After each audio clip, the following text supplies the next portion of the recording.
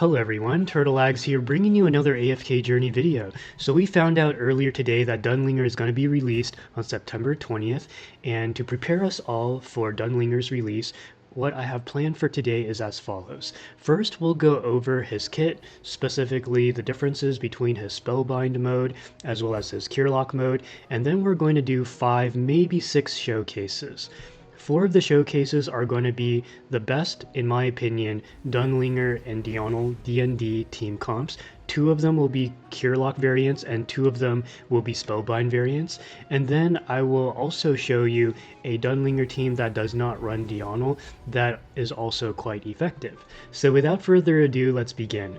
Now Dunlingr I think is one of the coolest new heroes that will be released in this game. Certainly one of the most interesting heroes to build around, because depending on whether you go with the Spellbind mode or the Curelock mode, it'll change your team composition, I would say, quite substantially. So first, let's focus on the Spellbind mode. Basically, the way Dunlingr works is that before the battle begins, you have the option to toggle between Spellbind or Curelock. The default is going to be Spellbind, which if you look on the icon above his figure, it'll look kind of like a a heavenly orb.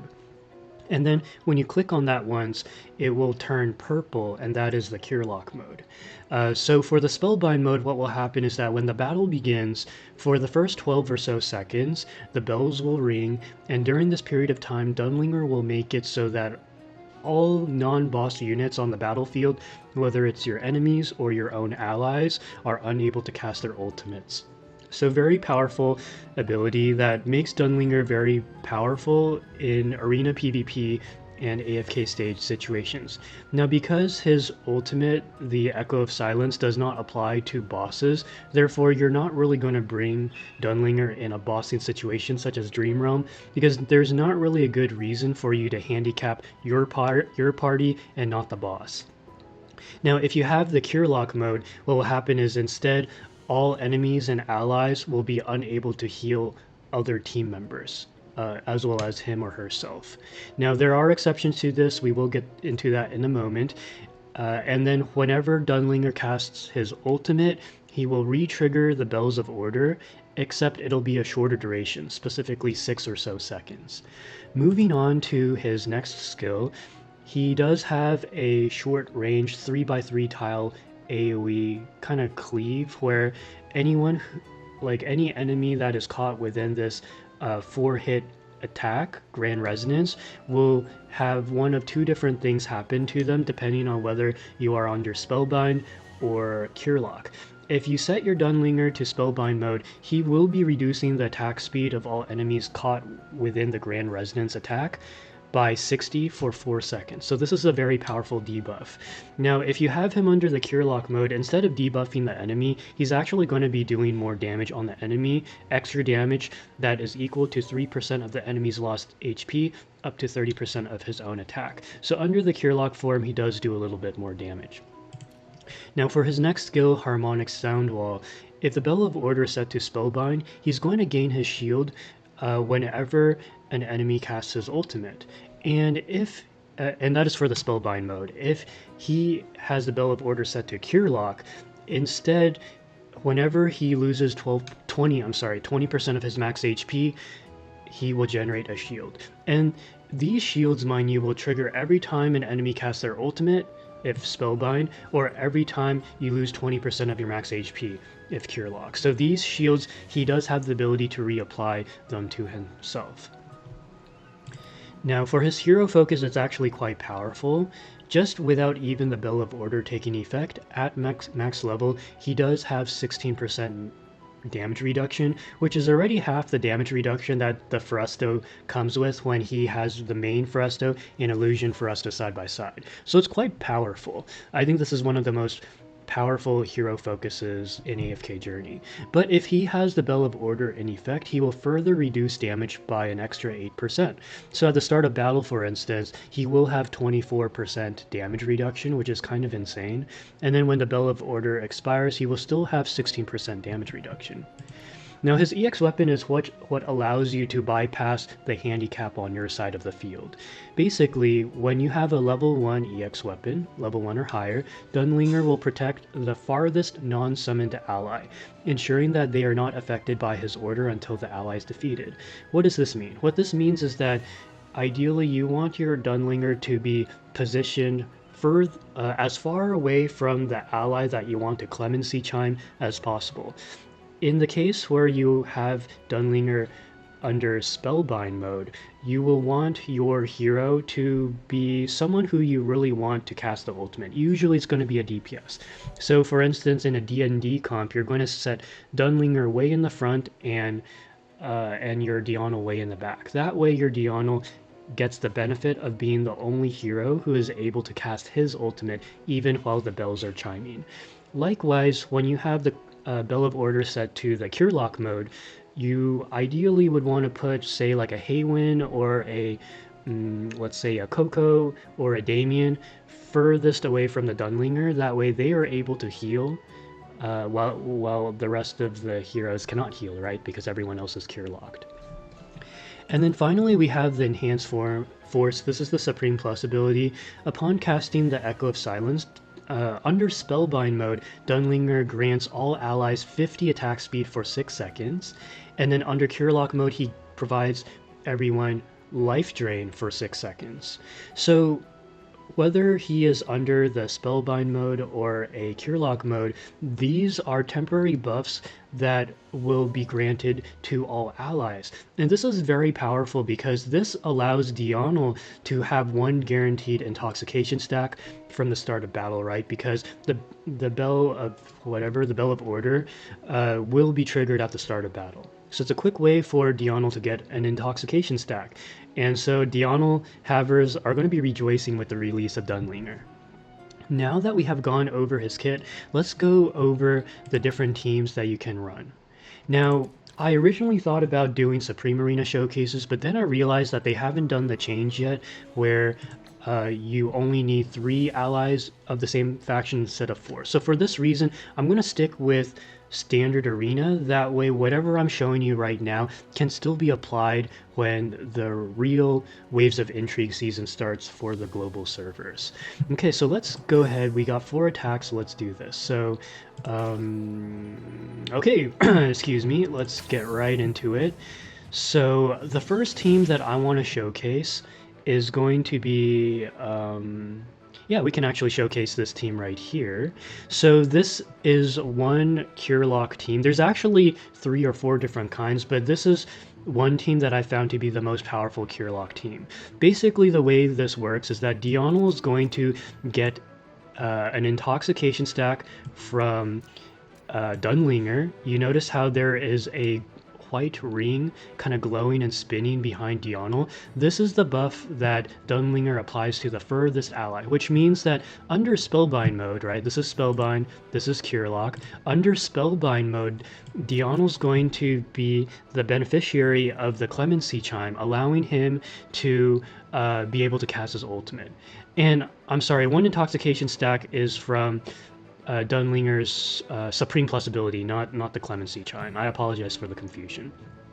So that's one intoxication stack. The second intoxication stack is of course going to be from your Damien when he does the Inspired Chariot to apply a temporary haste buff for 10 seconds. And then the third intoxication stack is going to come from the Enlightening spell.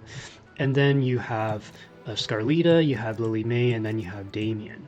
Scarlita, the reason why you have her is to provide a little bit more survivability for Dionel, as well as serving as an additional win condition when she slams down on the battlefield. She's also a pretty decent answer against Thorn, if you're lucky enough to basically delete him off the map. So let's go ahead and showcase this. Actually, another variation which I will not showcase is going to be a Thorn comp, also under Spellbind mode. Now, this is kind of interesting. This is actually an unconventional take, because he does have the Confining spell, which means the only way that Dionel can get his Oh wait, no, there's not Dionel. This is a Dunlingr team. I'm sorry, I apologize. So this is actually an example of a team that does not run Dionel. So this is perfect. You guys get to see what a Dunlingr team looks like without Dionel. So in this case, of course, the win conditions, you still have three. You still have Scarlita, you have Lily May, you have Thorn. One thing I should mention about Lily May is that she is one of two heroes that I know of who is still able to get their ultimate off even under the Spellbind effect. The reason being that Lily May, she is still able to cancel an opponent's ultimate. Like for instance, if my Dionel tries to ultimate within that 12-second that 12-second Bell of Order period, Lily May's passive, or I'm sorry, active mode will still trigger where she goes out of defensive stance and still counters my first ultimate. Now, what this does though is it makes it so that my Dunlingr is actually able to, I'm sorry, I should do it this way. My Dunlingr is able to trigger his shield within the 12-second window that the Bell of Order triggers, right? Because remember what I said earlier, Dunlingr, his shield triggers when the opponent ults, but usually under normal Spellbind circumstances, the opponent won't be able to cast their ultimate until after the 12-second window expires. But anyways, enough yapping, let's go ahead and do the showcase. I'll go ahead and slow this down so you guys see what's going on. So we have the Bell of Order in effect. Yeah, see, I already have 2 intoxication stacks. I should have a third one coming up real soon. And okay, yeah. So my Lily May was able to get her ultimate off, even though the opponent still had the Bell of Order. So you see why this team is so powerful. Like even the, okay, that was a bit slow actually. I finally got the third stack of okay, and then my Dionel should go up into the air, or not. Okay, that was actually pretty fast. So with this kind of team, you don't really get lightning fast intoxication stack buildup for Dionel. However, it is still quite powerful. And as you can see here, Lily May is such a good partner for any D&D comp because she serves as an additional win condition. I mean, you see how much damage she did there. So that is the first team showcased. Oh, I just fought Tamias. Sorry, Tamias, if you're watching, I apologize. All right, let's keep going here. Okay, so let's go ahead and showcase the second Spellbind team. So the second Spellbind team is actually going to involve Phraesto. So let's go ahead and get Phraesto out. And there's actually several different flavors of Phraesto comps. Usually, let me see here. So we're going to do something like that. Okay, so this is going to take a little repositioning. This is an unconventional tile. Okay, I think, there we go. Okay, so I did that positioning that way. Dionel will be the beneficiary of the clemency chime, I'm sorry, so he will be able to ult. So the difference here is that we are actually removing one of our win conditions. There's many different variations of this other Spellbind team. For me personally, I think Lily May is slightly more valuable than Scarlita just because Lily May has an immediate impact on the field right from the start. However, there are some folks who instead of Lily May go with Scarlita, which is also a perfectly good, you know, team member for a D&D comp, and then you would have a Damien because you do want his Inspired Chariot, you do want his temporary buff. Now, interestingly, there is a variation where instead of Damien, you can actually go Mikola. I've seen it before. Personally, I have not had too much success on my end with this. However, this might actually work given that the opponent is not running Phraesto. So this could actually, due to the nature of this map, this could work out. So what I'm going to do just to kind of have more heroes in, yeah, okay, this is good because I still get Scarlita to yeet for, oh, actually one thing I do want to point out is that usually you would want Scarlita to be behind the main Phraesto. That way she is able to yeet the enemies before their Scarlita yeets yours. But the problem is that you don't want your Scarlita to yeet too early. Scarlita takes about 15 seconds to hit the battlefield, but oh, actually, so if that's the case, it kind of doesn't matter, huh?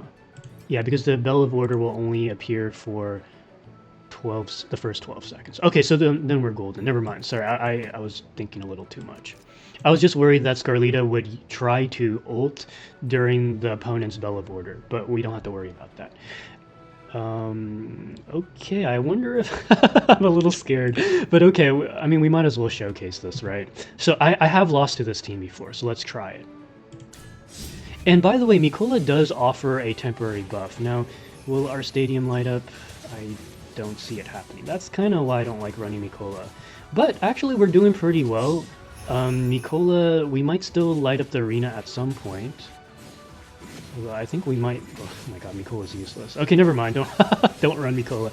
Okay, this doesn't count. Oh, if we lose because of that, that's going to be silly. Oh my god, we lost. Okay, don't run Mikola, guys. That. Okay, I remember now. Mikola was more in a Supreme Arena team, or not? I don't know. Okay, so let's do that again. I'm gonna do a third Curelock team because that didn't work the way I thought it would. Okay, so what we are going to do here... okay, so let's go Lily May, and we're... Oh yeah, we're going Phraesto, right? That's the other comp, so we got to take out a win condition. Let's do Lily May this time. That is actually my preferred hero of choice in a comp like this. So you, a lot of people, what they do is they jam... they like totally clog this lane with a bunch of tanks. And then they have Lily May safely on this side. Actually, I think it's something like this. How did we get the buff? Let me think. Oh, actually, this is not bad. This is not bad. So, in this situation, Lily May is the furthest away, but her ulting, being the one to ult, is actually pretty good. Although, I don't know. I still think Dionel should be the beneficiary of that, because he's going to be the main damage dealer, although Lily May does more damage to him, but whatever. Okay, so let's go ahead and run this team comp, see how it goes. Now, the opponent ran a pretty interesting Leica Dionel comp, which is yet another variation. I'm not sure if my Lily May can even survive. I mean, these are such hyper-offensive teams. I'm actually Oh, yeah. So maybe you should run what the opponent is running. The thing is, Phraesto teams, they're very, very popular in Supreme Arena, but they're not as popular in Standard Arena. And the reason for that is because in Supreme Arena, it incentivizes you to jam a whole bunch of Celestial and Hypogenes, right? To take advantage of the faction tree, the Celestial Hypogene faction tree. But just because I lost doesn't mean that this is a bad team comp. Remember, on the Pioneer server, you can run any hero you want. Everyone's Supreme plus EX15 potentially. So, you know, Dunlingr is all over the place. Okay, so now that we've gone over a couple, you've seen like 5 different Spellbind teams, and you can pick and choose which one you want to run when you pick up your Dunlingr. Now let's do the Curelock mode. And Curelock is actually, I would say, the more interesting mode, because not as many people run this mode, but I think it is very powerful. Shutting down healing is quite influential, and you'll be able to take advantage of that in 2 different ways. One way is by having your Damien be the beneficiary of the Clemency Chime. So let's see, how are we going to do this? Okay, there we go. So we would do something like that. So Damien is the beneficiary of the Clemency Chime, right? You know, it takes a little bit of positioning here. Okay, that still works. And then you have Dionel in the back, and now you have a couple choices, right? You can run Leica, right, as an insta intoxication stack. This can be quite powerful, or you could run Parisa instead. Now, for me personally, for some reason, well, actually, you know what? I don't know, more people run Leica, and the reason for that is just because of her ability to insta intoxication stack apply onto Dionel. So let's go ahead and do this. So the advantage to running a team like this is that you have a faster way to get Dionel online because you have one of the best partners in the form of Leica. You also have, you know, Dunlingr applying a temporary buff, and you also have Damien, and you have Enlightening Spell. So, and then you have Lily May. Lily May is such a powerful team. Oh, and you get to see another flavor of Dunlingr. Ooh, this is not... Okay, good. This is not a Dionel team. So I think this is very spicy. I've never seen it before. So you are basically running a dual tank Phraesto with a sub tank in the form of Shakir. You have Mikola. You're jamming.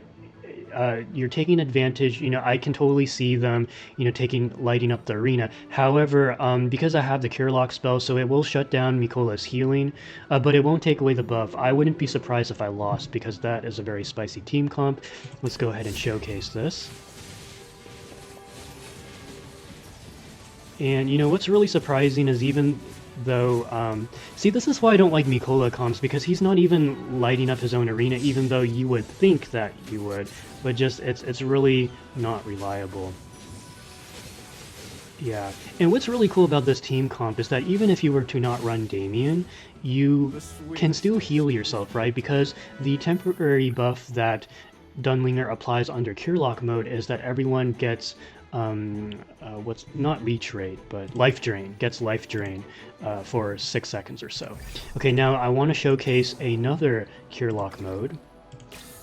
Oh, and this is yet another, oh, I've never seen this before. I don't know if this is legit, but instead of, okay, so this is the second Curelock team.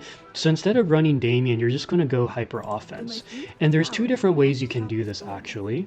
One way is you can do it something like this, where you have Parisa buffing herself and Lily May, and have Lily May be the beneficiary of the Clemency Chime. So this achieves two objectives. One is that you're making Lily hyper offensive, and then the second thing too is that you have another win condition, right? Because there are situations where you might run into another greedy Dionel comp, and say like your opponent got RNG in their favor and KO'd your Dionel first. The beauty of this team comp is that you're not reliant on Dionel as your win condition. You also, I've had scenarios where Lily May and Parisa alone KO'd all the enemies before my Dionel even went up into the air. And what's awesome about this team too is that yes, you get 3 temporary buffs right off the bat with Leica, Dunlingr, and then Lightning Spell. However, there will be situations sometimes where heroes will move around and Parisa gets closer to Dionel, and then Parisa buffs herself and Dionel with her attack speed and normal attack damage buff, and then Dionel gets a stack from that. So this is probably my most favorite Curelock team, and this Curelock team is going to be so insane against the opponent because they're running 3 healers. This might be annihilation, we'll see. Okay, so both chimes are going on. I think we've already deleted someone. I only see 4 HP bars. Who did we delete? That was so fast. Okay, so yeah, my Dionel's already up in the air. Lily May's applying a lot of offensive pressure. This is my favorite Dionel team, by the way. This is my favorite D&D team.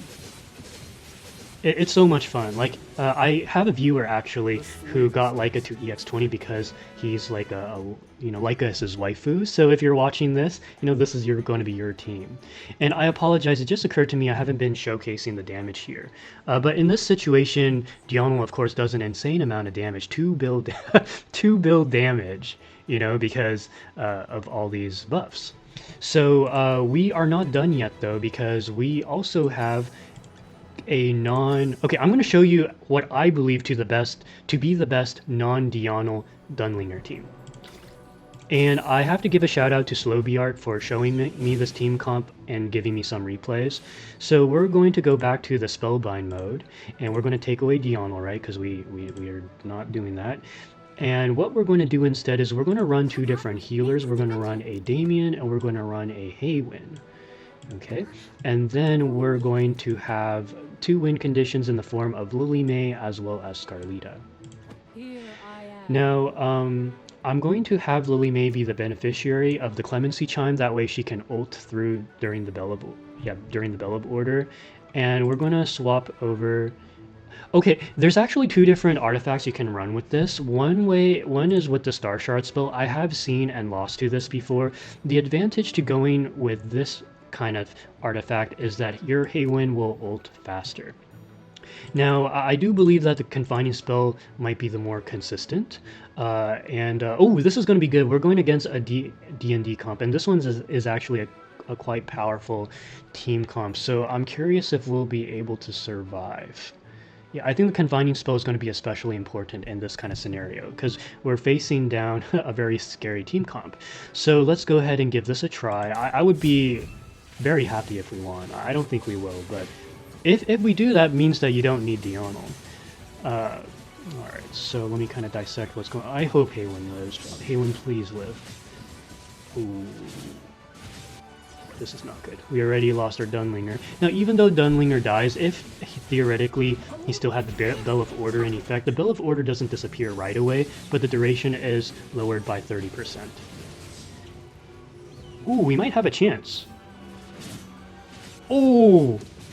Oh! Oh, and we still have Damien too. Oh my god, we won. We won, guys.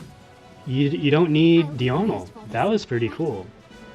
And actually, the showcase that SlowBart showed me, like the replay he sent me, he was running a D&D comp against this comp. So if you want to counter a D&D comp, the team that I just showed you, which I believe is the best non-Dionel Dunlingr team, give this a try. It's very powerful. Just remember to position the heroes in such a way that Lily May is the beneficiary of the Clemency Chime. So I hope you found this video informative. I will be uploading a Sinbad team comp as well as a Nara team comp, so stay tuned for that. Thank you guys so much for watching, and I will see you in the next video.